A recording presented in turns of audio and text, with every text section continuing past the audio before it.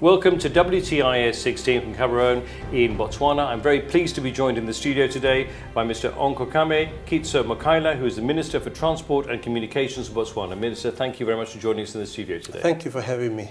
I'd like to start off by talking about the Measuring the Information Society report. Why is the MIS report important to Botswana? Well, as I say, if you can't measure it, you can't manage it. And therefore, it's important to know what target you are working towards. And so this is very important to us. What is the message that Botswana, do you think, will be taking from this year's WTIS Symposium? I know we're here in day one, but looking a little bit ahead into the next few days. Well, as a country, and a developing country for that matter, you want to know what your other neighbors are doing. You want to know what is happening internationally. And therefore, you want to know where you are ranking, because your attractiveness is dependent on your, for instance, ICT penetration, ICT availability, infrastructure, and all those things. So it's very important for any country in its development agenda. It must understand where it is positioned, because that directly affects its attractiveness.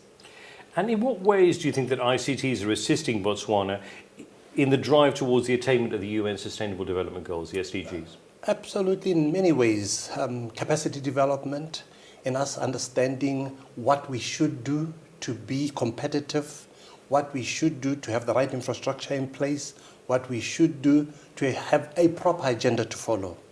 All those are the areas. And finally, I'd be interested to know, what steps is Botswana putting in place to ensure that no one is left behind in the digital economy? Well, first of all, understand that Botswana is a very big country. 582,000 square kilometers with a population of 2 million distributed all over this country. And therefore, the chances of those who are far removed from where the centers of the economy are likely to be left behind. So what government has decided to do was to set up a company called Bofinet, which basically has laid out broadband infrastructure all over the country, fiber optic networks.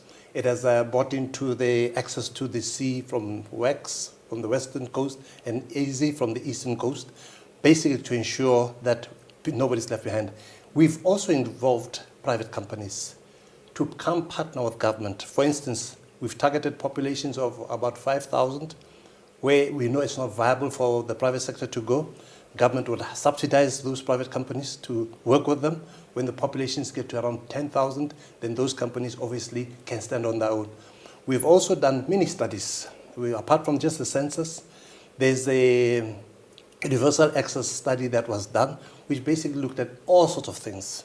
Assets you earn, health, education, all these things to determine how we know who might be left behind. So government has done all these things. These are things that we are looking to measure against to see how we make ICT accessible. Well, we wish you the very best for the future, and thank you very much for joining us in the studio today, Minister. And please do check our other videos on the ITU YouTube channel, where you'll find more enlightening and informative interviews and other such videos, which I'm sure will be of interest. Thank you. Thank you very much. Thank you.